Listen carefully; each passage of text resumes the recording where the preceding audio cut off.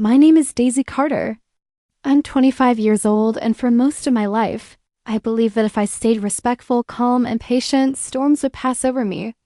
I believed that love meant endurance. I believed that marriage meant blending into a new family and doing whatever it took to make it work. What I didn't understand back then was that silence can be dangerous, especially when you're carrying more than your own heart inside your body. The day everything changed was supposed to be beautiful. It was my sister-in-law Lauren Whitmore's baby shower held at my in-laws' sprawling suburban home just outside Atlanta. The house was filled with soft music, pastel balloons, and delicate trays of cupcakes arranged like works of art. Laughter drifted through the rooms. But underneath it all, I felt a familiar tightness in my chest. That house never felt welcoming to me. It felt staged, like a place where appearances mattered more than truth. I had been married to my husband, Daniel Whitmore, for 2 years. Daniel was kind and private, gentle even, but when it came to his father, Harold Whitmore, he became someone else, smaller, quieter, careful. Harold ruled that family with a voice that rarely rose yet somehow always dominated the room. He was respected in the community, a successful businessman, a church donor, a man people described as disciplined and traditional. But inside those walls, his discipline felt like control, and his traditions felt like chains. I was 11 weeks pregnant that day. No one knew except Daniel and my doctor. I had wanted to wait until the second trimester before announcing it. After a small scare at 8 weeks, I had been cautious, protective, and afraid to hope too loudly. I carried that secret like something sacred, pressing my hand against my stomach whenever anxiety crept in. That baby was my light, my promise that something pure could grow even in complicated soil. At the shower, Harold watched me the way he always did, like he was measuring my worth against an invisible standard. I helped Lauren open gifts, smiled for pictures, and kept my responses polite when Harold made subtle remarks about how family values were slipping in modern marriages. He had never approved of me fully. I was too independent, too educated, too unwilling to accept being spoken over. He once told Daniel that I needed to learn my place. I never forgot that. The tension began with something small. Lauren was opening a handmade quilt I had sewn for her baby. She hugged me tightly, thanking me, her eyes glossy with emotion. The room applauded softly. That was when Harold cleared his throat. He said something about how real mothers didn't have time for hobbies and how dedication to family required sacrifice. It sounded harmless on the surface, but his eyes were fixed on me. I knew what he meant. He thought I worked too much. He thought I influenced Daniel too strongly. He thought I didn't defer enough. I told myself to let it go. I always let it go. But then he added, some women want attention more than responsibility. The room shifted. Conversation slowed. Daniel squeezed my hand gently, a silent plea to stay quiet. I felt heat rising in my face, not from embarrassment, but from the constant pressure of being reduced to something smaller than I was. I responded carefully, my voice steady. I said that responsibility and independence were not opposites, that families thrive when women are strong, not silent. Harold stepped closer. His expression hardened in a way I had seen before, but never in front of so many witnesses. He accused me of undermining him in his own home. He said I disrespected elders. I tried to de-escalate, telling him that disagreement was not disrespect. I remember thinking that my heart was beating too fast, that stress wasn't good for the baby. I placed a protective hand over my stomach without even realizing it. What happened next unfolded in seconds that felt like hours. Harold's hand came across my face with a force that stunned the entire room into silence. The sound echoed against the walls decorated for celebration. For a moment, I didn't feel the sting.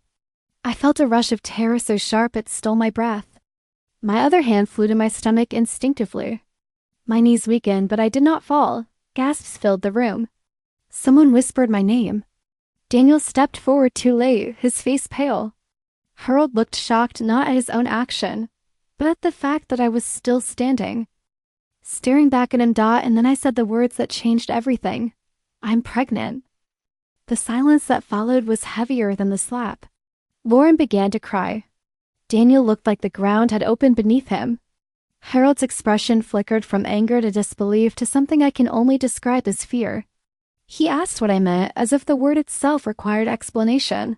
I'm 11 weeks, I said. And you just hit me. There was no drama in my voice.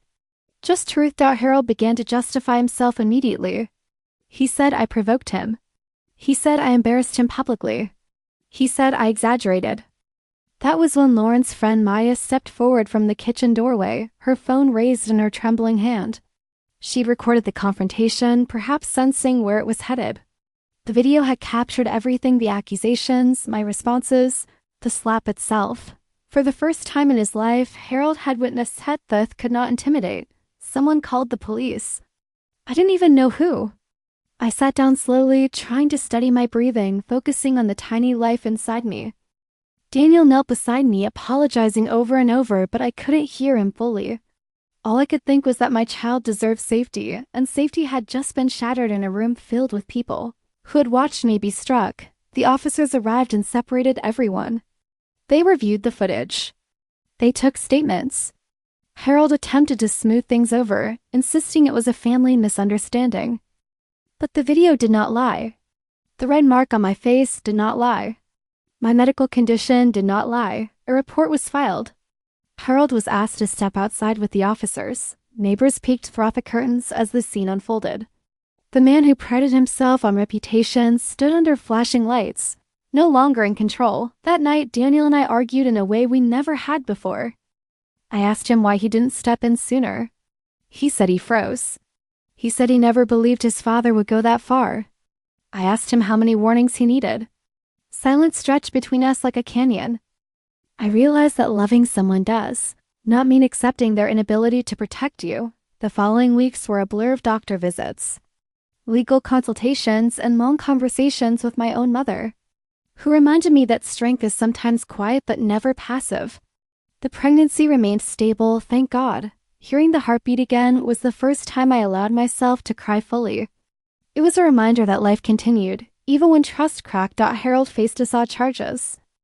The video spread quietly within the extended family, dismantling the carefully curated image he had built for decades.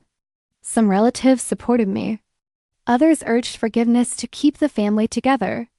I learned quickly who valued peace over justice and who understood that real peace requires accountability. Daniel began therapy.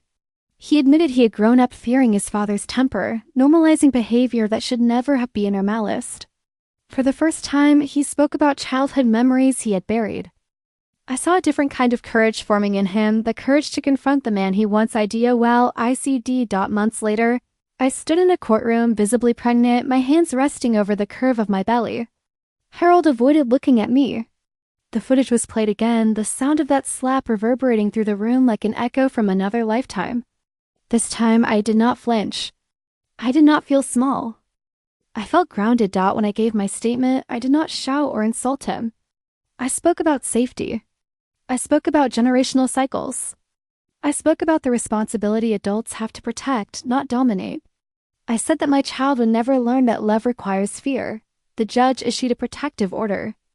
There were legal consequences, financial penalties, and mandatory anger management. Harold's reputation shifted permanently. But the most important shift happened inside me. I stopped apologizing for having boundaries. I stopped shrinking to keep others comfortable. I stopped confusing silence with strength. When my daughter was born, I held her against my chest and felt a calm I had never known before. She was perfect, resilient, a quiet miracle. Daniel stood beside me, tears streaming down his face, promising her out loud that he would be a different kind of father. Harold has not met her. That was my decision. Some people called it harsh. I call it protection. Sometimes I think back to that baby shower, to the pastel balloons and the illusion of harmony. I used to believe that surviving meant enduring quietly.